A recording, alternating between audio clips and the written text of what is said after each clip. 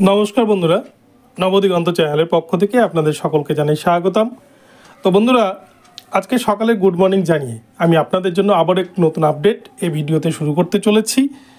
তো এই ভিডিওতে এখন আমি আপনাদের সাথে যে আপডেটটি দিতে চলেছি সেটি হচ্ছে গতকালকে সুপ্রিম কোর্টে প্রাথমিকের যে 58,000 শিক্ষক নিয়োগ হয়েছে, 42,949 এবং 16,500, তার যে পুরো প্যানেল প্রকাশের যে মামলা, মৌটুসী রায়ের যে মামলা, সেই মামলায় গতকাল কী নির্দেশ দিয়েছে মহামান্য সুপ্রিম কোর্টের বিচারপতিগণ, এই আপডেটটি আপনাদের সাথে এই ভিডিওতে তুলে ধরব।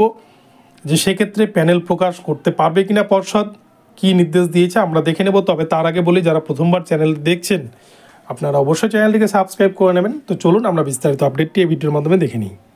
তো বন্ধুরা, আপনারা জানেন যে 58,000 যে প্রাথমিক শিক্ষক নিয়োগ হয়েছিল, যেখানে 42,949 এবং 16,500, যদিও 16,500 নিয়োগ হয়নি, সেখানে প্রায় 12,500 মতো নিয়োগ হয়েছিল।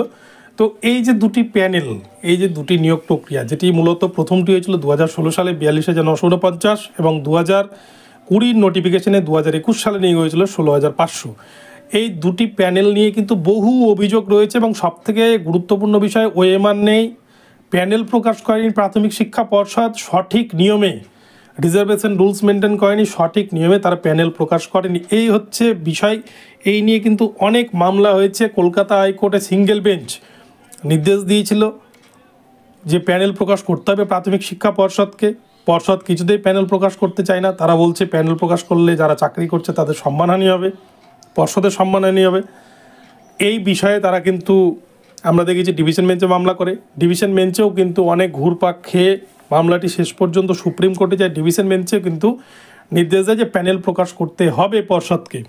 শেষ পর্যন্ত পর্ষদ কিন্তু এই বিষয়ে সুপ্রিম কোর্টে মামলার ডিভিশনের রায়কে চ্যালেঞ্জ করে যায় এবং সেক্ষেত্রে সুপ্রিম কোর্ট একটা কিন্তু প্রথমেই প্রাথমিকভাবে একটা স্টে অর্ডার জারি করে যে পর্ষদ এই মুহূর্তে তাদের প্যানেল প্রকাশ করার কোনো প্রয়োজন নেই, এবং সেই স্টে অর্ডার কিন্তু এখনও পর্যন্ত রয়ে গেছে। তো গতকাল এই মামলাটি সুপ্রিম কোর্টে লিস্টেড ছিল, কিন্তু লিস্টেড থাকলেও মামলাটি কিন্তু উঠেনি।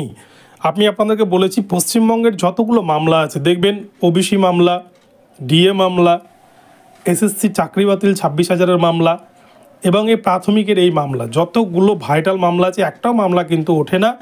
দেখা যায় পরবর্তী মামলাগুলো শুনানি হয়ে যাচ্ছে, অথচ এই মামলাটি আগে লিস্টেড থাকলেও মামলা কিন্তু ওঠে না। তো কেন এটা হচ্ছে, কী কারণে, সেটা সুপ্রিম কোর্টই ভালো বলতে পারবে।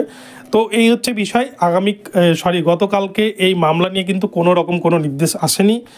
তাই এখান থেকে একটা বিষয় পরিষ্কার, যেহেতু মামলার কোনো রকম শুনানি হয়নি, তাই কিন্তু আগে যেরকম স্টে অর্ডার জারি ছিল, যে স্টে অর্ডার বলবৎ ছিল, সেই স্থগিতাদেশই কিন্তু বলবৎ থাকলো। অর্থাৎ প্যানেল প্রকাশের কোনো প্রয়োজন নেই এই মুহূর্তে, যেহেতু হিয়ারিং হয়নি। পরবর্তী হিয়ারিং হলে বিচারপতিগণ ঠিক করবেন তারা কী নির্দেশ দেবেন। তো এই হচ্ছে বিষয়। প্রাথমিক শিক্ষা পর্ষদের জন্য কিছুটা হলো স্বস্তির খবর। তো বন্ধুরা, ভিডিওটি ভালো লাগলে চ্যানেলটিকে সাবস্ক্রাইব করবেন এই ধরনের আপডেট প্রতিদিন সবার আগে সর্বপ্রথমে পাওয়ার জন্য। তো সকলে ভালো থাকবেন, দেখা হবে পরবর্তী ভিডিওতে। ধন্যবাদ।